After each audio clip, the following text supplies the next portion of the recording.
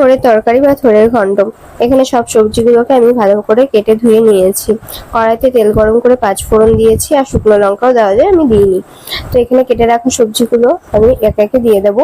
এর মধ্যে আছে কুমড়ো, আলু, পটল, বেগুন, ঝিঙে, মানে হাতের কাছে আমি যা সবজি পেয়েছি সবই দিয়ে দিয়েছি, আর সাথে একটু টমেটোও দিয়েছি। সবজিগুলোকে ভালো করে ভেজে নিয়ে এর মধ্যে ধুয়ে রাখা থোড়গুলো দিয়ে দেবো। থোড় দিয়েও হালকা করে ভেজে নেব। থোড় দিয়ে ভাজা হয়ে গেলে এর মধ্যে সামান্য পরিমাণ চিনি, হলুদ গুঁড়ো, জিরের গুঁড়ো, ধনের গুঁড়ো আর স্বাদ অনুযায়ী লবণ দেব। লবণ দিয়ে ভালোভাবে কষিয়ে এর মধ্যে জল দিয়ে দেব পরিমাণ অনুযায়ী, যেরকম মানে গ্রেভি থাকবে।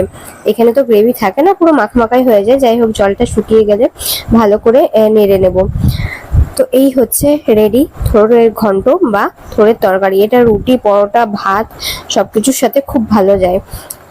তো ট্রাই করে দেখতে পারো। টাটা।